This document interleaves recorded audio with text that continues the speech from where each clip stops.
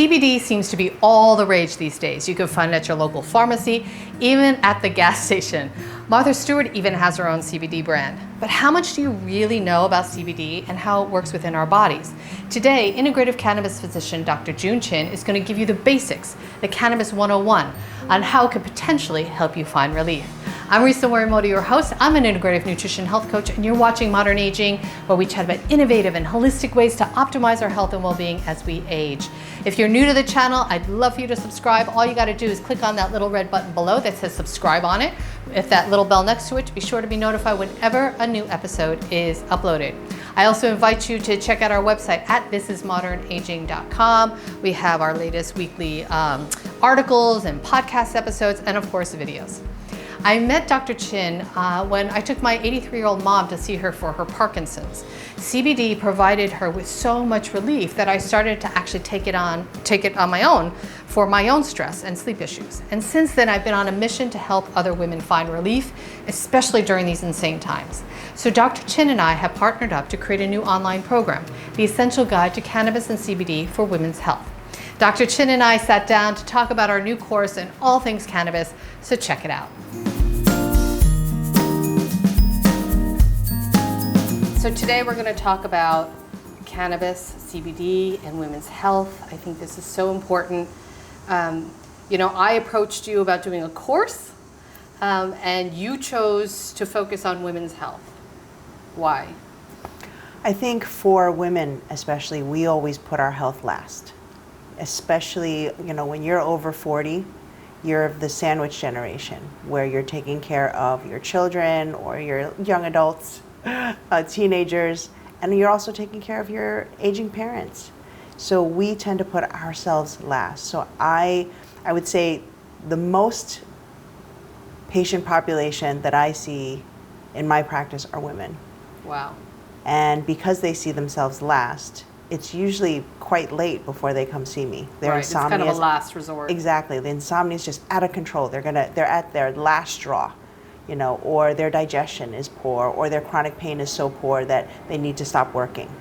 And what I would love to share during this course is you don't have to wait till the very end. You don't have to wait till it's too late.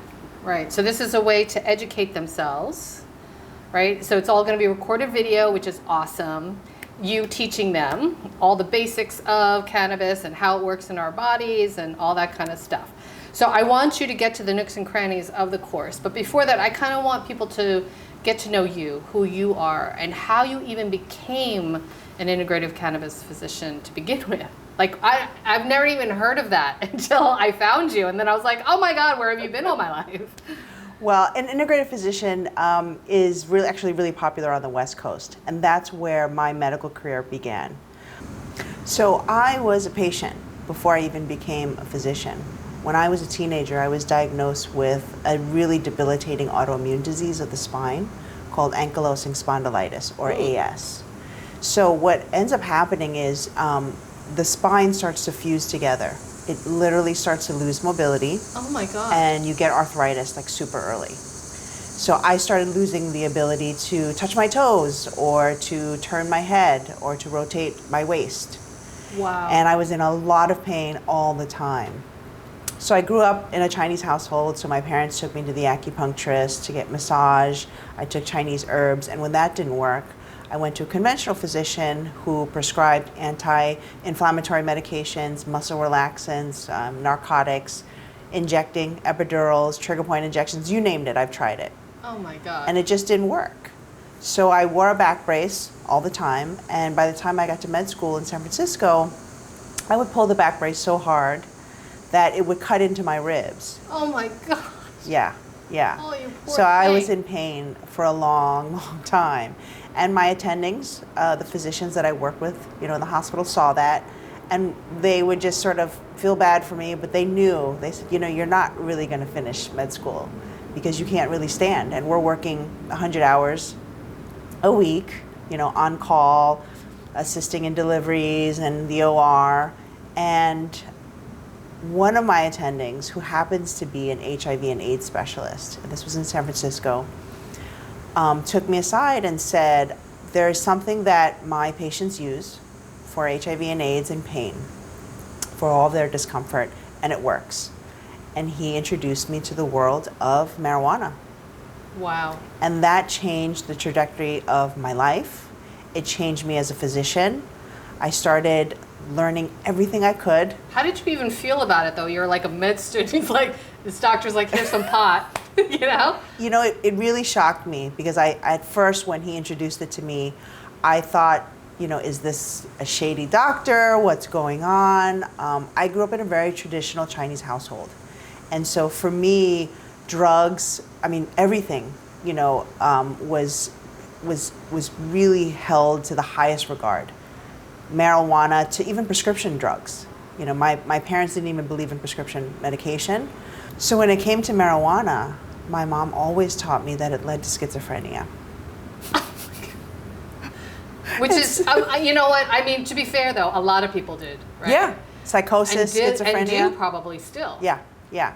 So that's what I was taught. I grew up in the Bronx.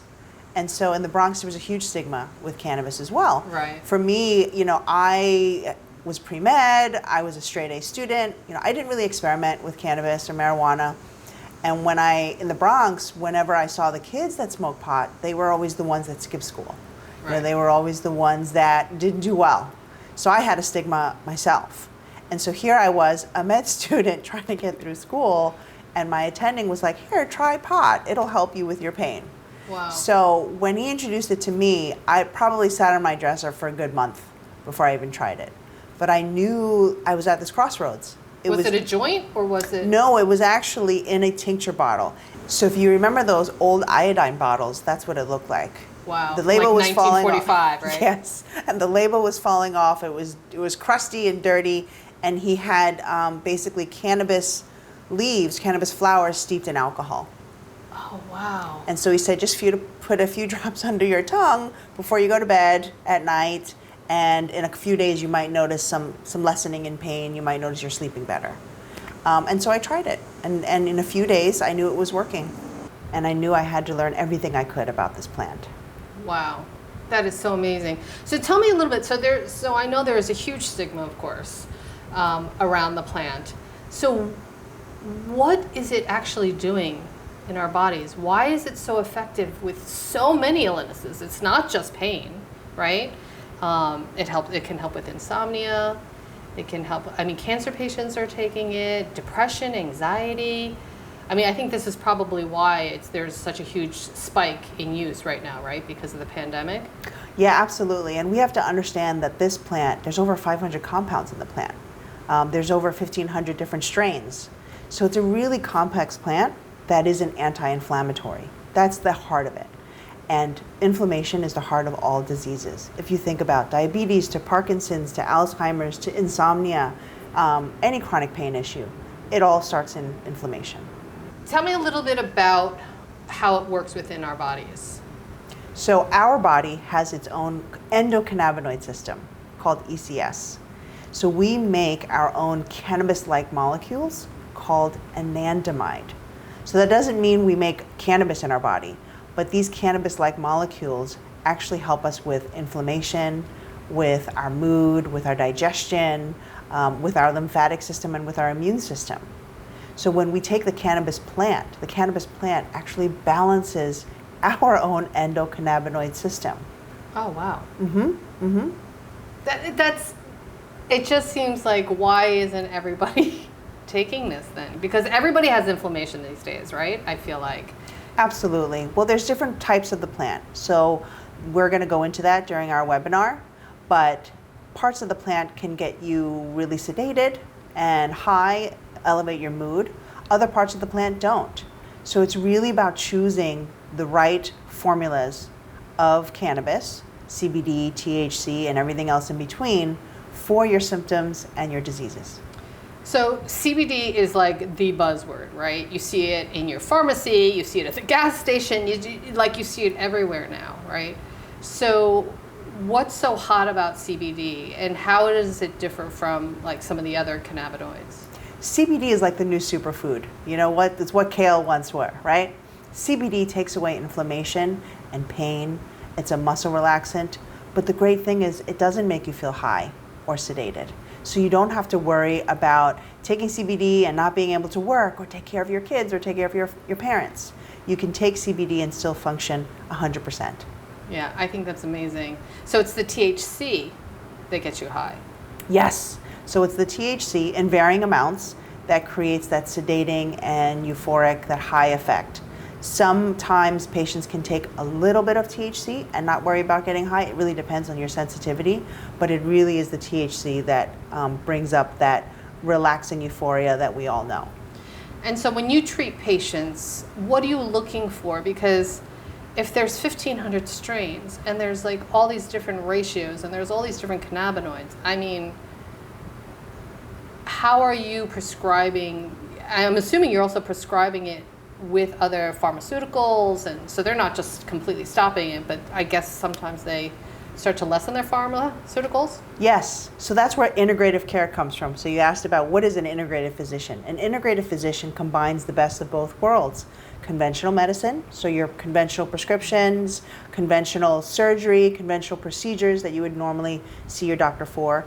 And then there's alternative or complementary medicine, which is your cannabis, acupuncture, massage, physical therapy. You might use vision therapy, right? There's different types of complementary medicine, and you combine the both in a very safe and integrative manner. Wow, that's so awesome. And so you've seen clearly a lot of success. Absolutely. So it's really about talking to the patient, asking the patient what their goals are, looking at their disease state, looking at their medication list, and helping them pull in cannabis care safely with their conventional care. So you can buy this over the counter now, right? So what are you buying when you're buying over the counter? CBD, unfortunately, is not regulated. So it's not regulated by the FDA. And so what that means is consumers have to do their own homework. They have to make sure that they're purchasing from reputable companies that are testing their products 2 times, 3 times by a third party. Right? How do you know if they are or not? There's checks and balances. So when you're looking for reputable companies, you want to make sure there's transparency on their website. They're going to show you the certificate of analysis, which means that all of their products are tested 2 times, 3 times, third-party tested. You want to make sure it's free from solvents, pesticides, fungicides, and everything else in between. Yeah, so the onus is on the consumer to do their homework. But it's not as daunting as you would think, right? When you go to the supermarket, now you're which produce is better. Maybe you're looking for organic, or maybe you're looking for grass-fed. So the same thing happens with CBD products. You're just doing the checks and balances and making sure you're buying good product.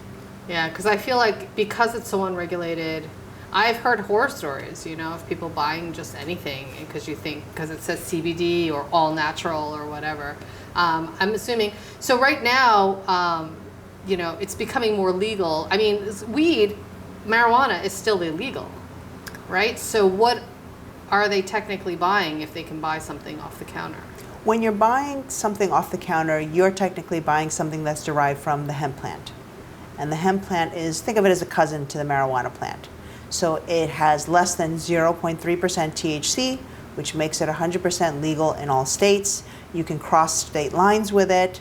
So that is what they're purchasing over the counter, not marijuana with THC. But because it's not regulated, you don't know if there's no THC in it. Oh.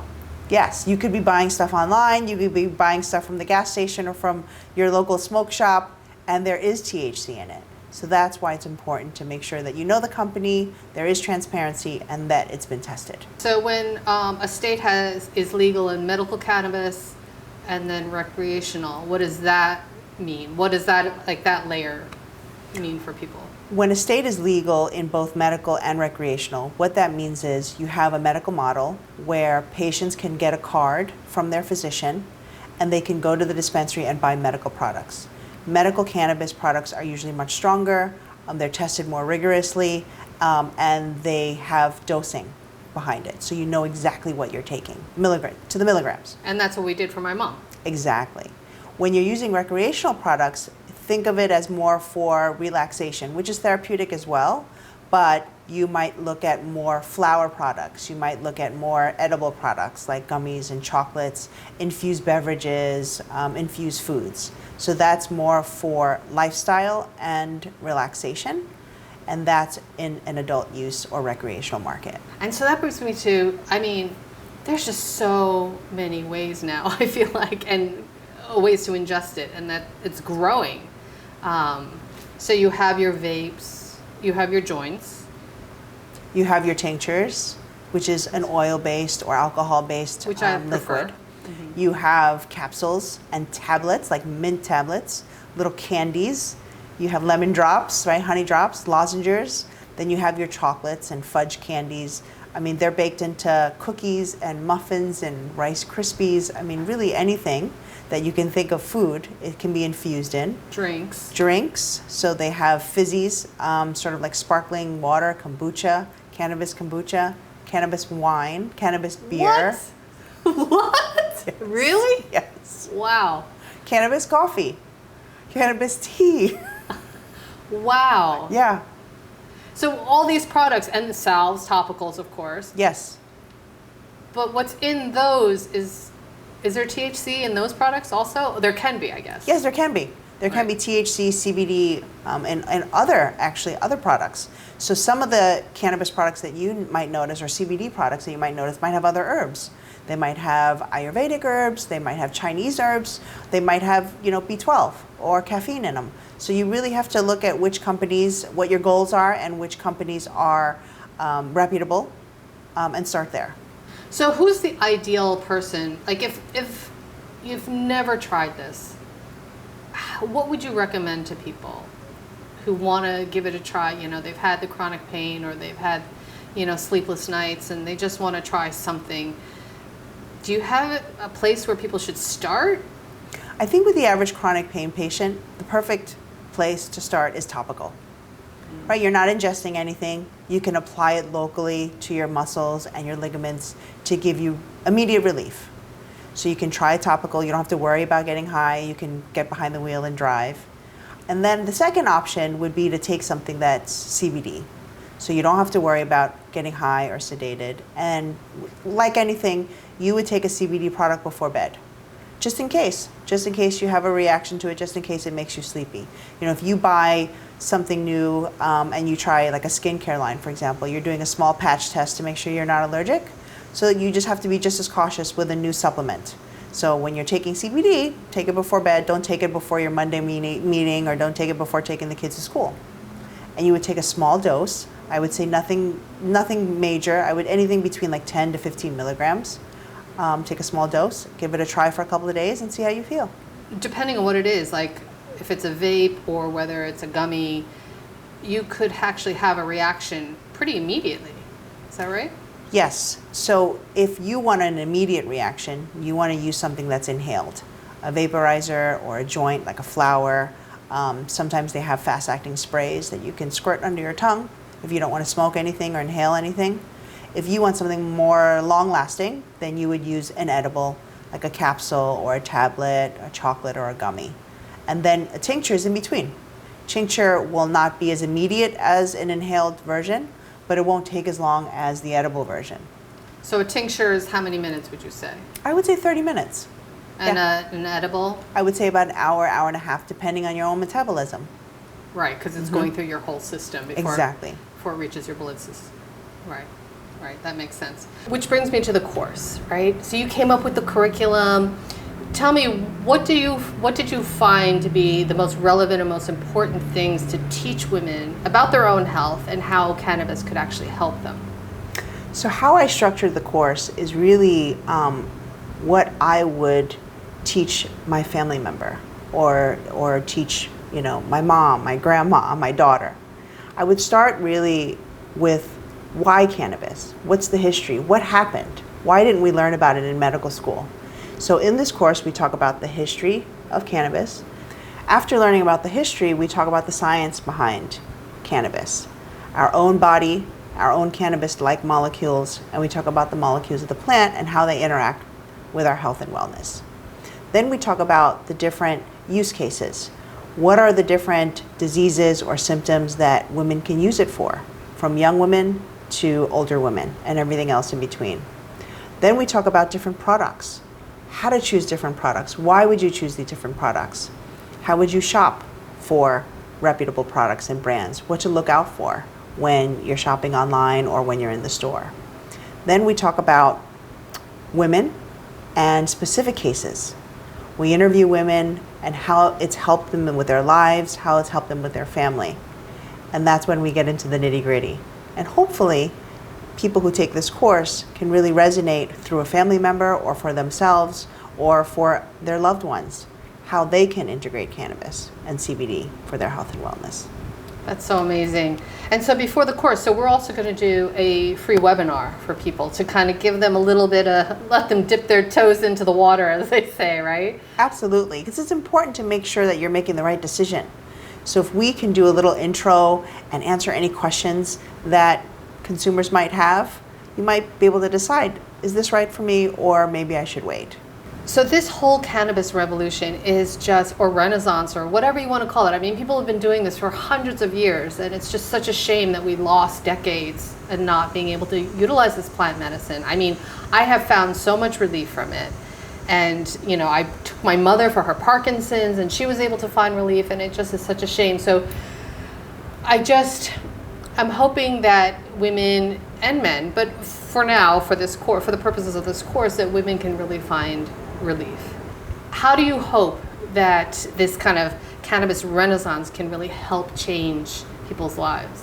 I think this is perfect timing, actually, for this course. I know we have lost a lot of time because of the stigma and of history and of federal regulation. But we are at a point now where preventative care is more important than anything else. And when I look at how cannabis was introduced to me as a medical student, and now I'm helping patients integrate CBD and cannabis safely, I think the most important thing to realize is that it can be used to treat acute problems, so your acute ailments for pain and suffering, for my cancer patients, for my Parkinson's patients, for my Alzheimer's patients, but you don't have to be at the end of your life to experience the benefits of cannabis medicine. And that includes CBD, that includes THC, and everything else in between. So this course is really designed to meet the woman at different stages of their health. It can be a chronic issue, it can be an acute issue, it could be a once in a while issue for prevention and wellness. And that's what makes it such a safe plant to use.